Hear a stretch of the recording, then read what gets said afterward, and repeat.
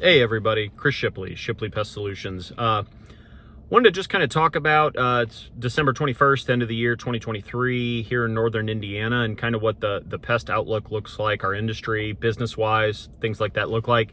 As far as 2023 went, I would have liked to have had another full-time or two employee. We didn't do that. Between my wife and I, she worked her butt off. And I worked a bunch as well, and we had another record year. We were fortunate enough to just kind of keep our head down and grind, and feel very fortunate there. We were healthy. We just worked, and we had customers that rewarded us for that. And we fell short of customer satisfaction where I want to be. We were fine up until late August, and then rain set in late August, early September, and kind of just destroyed our monthly schedule.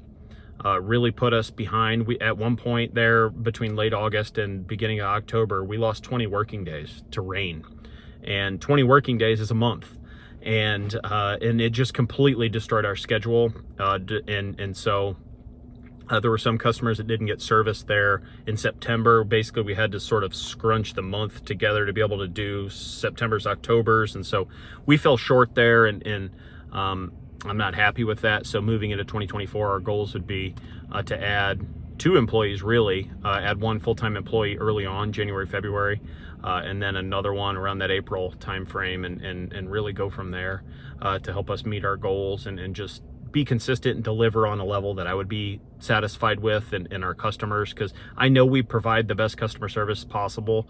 But I just would like to be able to do that better. And so that's something we fell short of. Regarding pest work right now it's bed bugs, roaches, fleas. We're doing some mice work as well. I had a couple ant calls. A lot of that, it's 42 degrees, December 21 right now. And so this weather, when it kind of is wishy-washy, doesn't freeze but doesn't get warm, a lot of these insects, these mice and things, they'll still be in and out. The mice will certainly be still foraging for food, coming back and forth. They haven't hunkered down for the winter. Ants, when it first starts to get cold in the winter here in northern Indiana, those ants will move inside the foundation, inside the crawl space. They'll take food with them to sustain through the winter months into late January, February, and you'll start to get ant calls late January, February as we get those warmer days.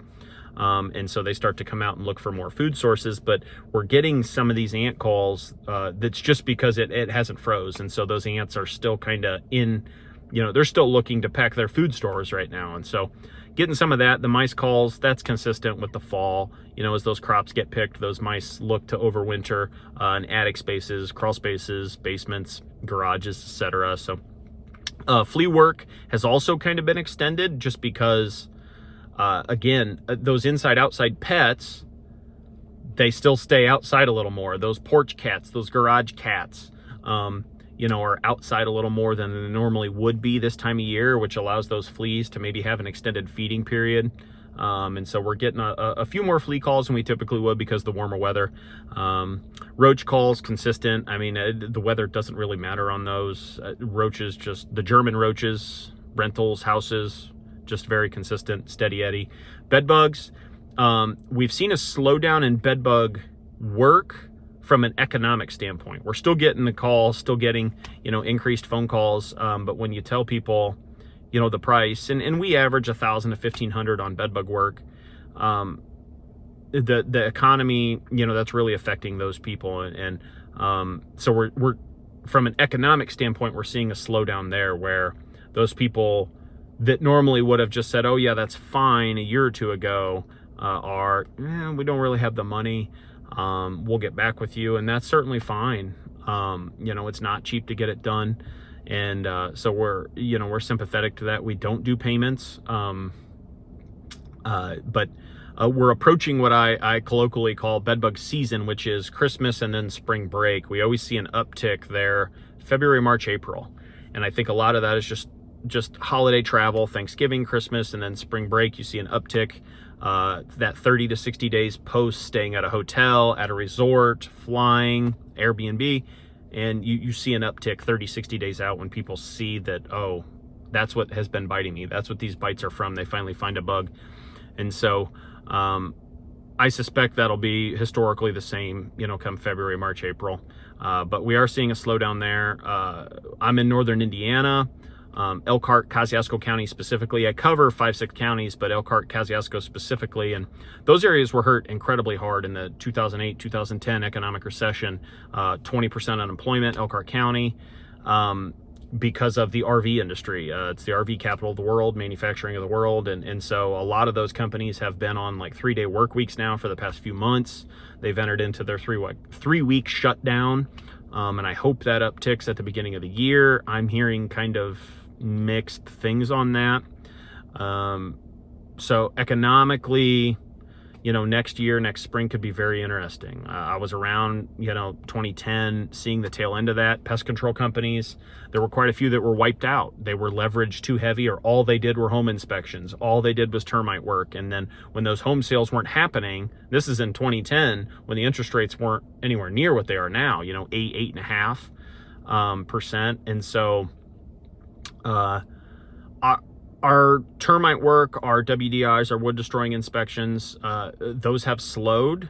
But then just this week, I did 2 that had active termites and need treatment. And so the home sales are slow, but people are being pickier.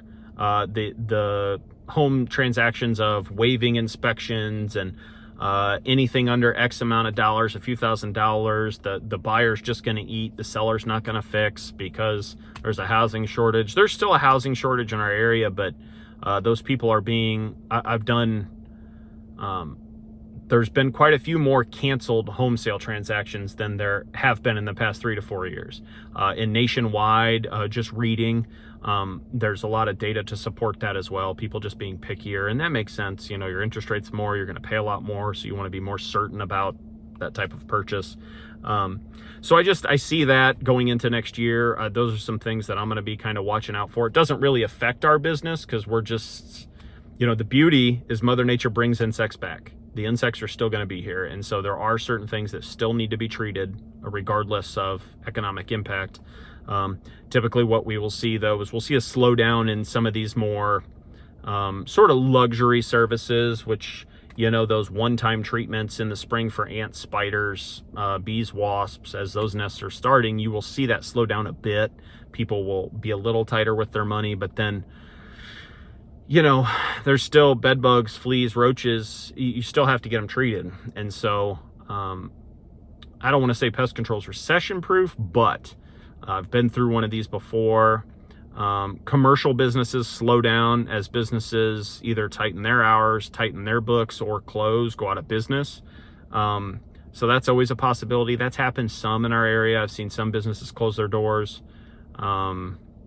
But again, if you're a restaurant, you're a food handling establishment, you have to have pest control because you're going to have products brought in, those deliveries, food deliveries, regularly that, might possibly be transmission vectors of bringing specifically German roaches and things into your establishment. So you really need to maintain treatment if you're a food handling establishment. If you're a church, if you're an office, maybe not as important. You're going to have spiders, ants, things like that. But so that's the outlook headed into 2024. Again, grateful to the customers and those of you that really helped us.